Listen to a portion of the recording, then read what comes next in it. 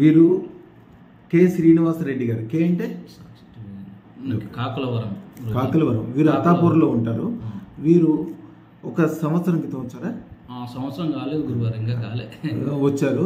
వచ్చినప్పుడు అప్పులు, 2 పిల్లలు, అసలు బ్రతుకుతానా లేదా, జీవితం ఒక అగమ్య గోచరం, క్రెడిట్ కార్డు బిల్స్, అంతులేని టెన్షన్స్, అసలు రాత్రులు నిద్రపోయిన సందర్భమే లేదు.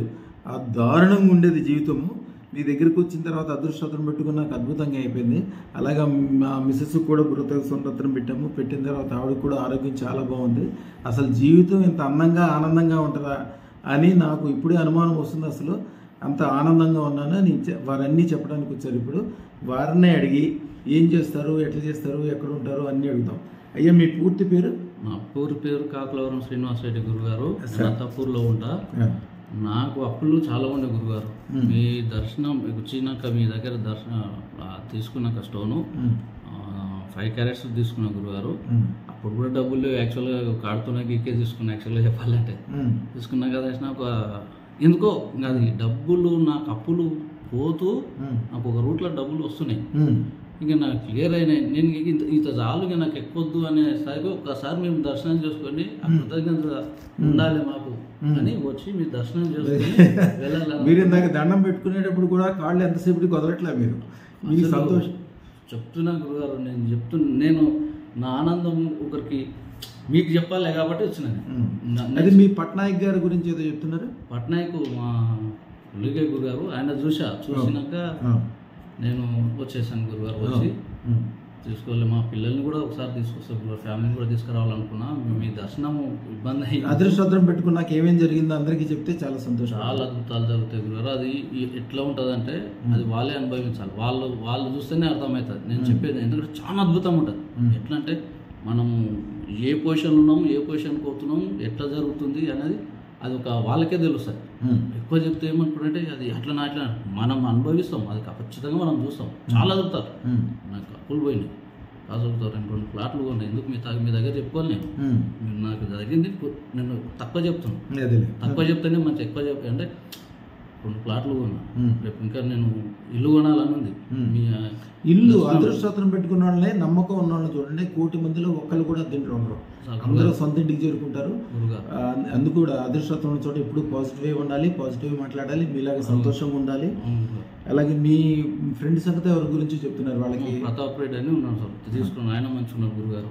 మా బంధువులు వాళ్ళు ఒకరు తీసుకున్నాం. ఆమెకైతే అసలు ఆమె సూసైడ్ చేసుకునే స్థాయికి వచ్చింది. ఏమవుతుందో తెలియదు, ఏం తెలియదు. వీడికి వచ్చినాక ప్రశాంతంగా కుదుట ఉన్నది. ఇప్పుడు ఆరోగ్యం మంచిగా ఉంది, ఆమె మంచిగా ఉంది. వాళ్ళైతే నాకు దండం పెట్టడానికి వచ్చింది. అంటే నాకు కాదు, గురువు గారు తీసుకొని నేను కాదు, మంచి చోటుకి తీసుకెళ్లారని దండం పెడుతున్నారు. వాళ్ళు మంచిగా అయింది. ఎట్లా అంటే వాళ్ళ గురువు గారికి నమస్కారం పెట్టుకోవాలి. నేను పోయి ఒకసారి మీ తరఫున కూడా నేను ఒకసారి కలిసి వస్తానని వచ్చి నేను ఎప్పుడు అందరికీ అదే చెప్తుంటా. సత్సంగం మంచి వాళ్ళ మధ్యలో ఉంటే మంచి జరుగుద్ది. మనిషి కూడా ఎప్పుడు ఏ వ్యాపారం చేసినా, వ్యవహారం చేసినా, పన్నున్న లేకపోయినా ఒకసారి కలెక్టర్ని కలవాలి, ఏదైనా పోలీస్ ఆఫీసర్ని కలవాలి, ఎమ్మెల్యేని కలవాలి, ఎంపీని కలవాలి. పన్నున్న లేకపోయినా ఇల్లు ఒక డజన్ అరటిపళ్ళు ఇచ్చినా కూడా మంచిదే.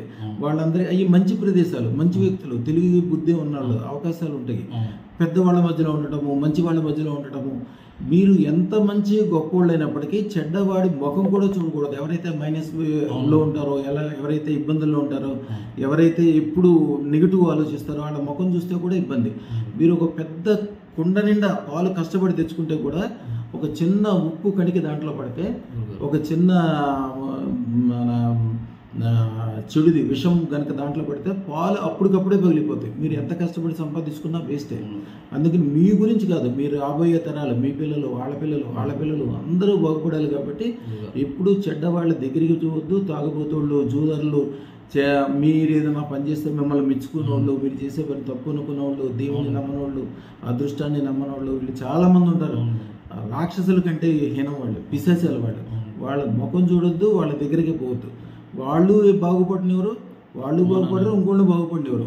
ఎప్పుడు మంచి వాళ్ళ మధ్య, ఒక కలెక్టర్ కావచ్చు, ఒక మినిస్టర్ కావచ్చు, ఒక ధనవంతుడు కావచ్చు, ఒక దేవుడి గుడి కావచ్చు, SBI bank, railway station, laddu మీద తేనె జల్లిన లడ్డు, ఇవన్నీ కూడా పాజిటివ్లు అనమాట. అది తేనె మీద లడ్డు, మంచి తేనె తీసుకొచ్చి లడ్డు మీద జల్లి ఎవరికైనా అప్పుడప్పుడు దానం ఇవ్వటం చాలా మంచిది.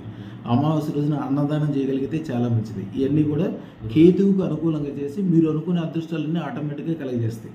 మీరు చెప్తుంటే నేను మధ్యలో ఆఫ్ చేశాను, చెప్పండి. చాలా అద్భుతంగా ఉంది గురుగారు. చాలా మంచి పొజిషన్కి వస్తుంది. నేనేమంటున్నా అంటే, నేను ఎందుకు చెప్తున్నా అంటే, మనం ఒక్కరమే కాదు, మనతోటి వాళ్ళు కూడా బాగుపడాలి. బాగుపడుతూనే మన జీవితానికి అర్థం ఉంటుంది. మీలాంటి వాళ్ళు, మీలాంటి ఆశీర్వాదం ఉంటే చాలా మంది మీ మిస్సెస్కి ఆరోగ్యం ఏంటి?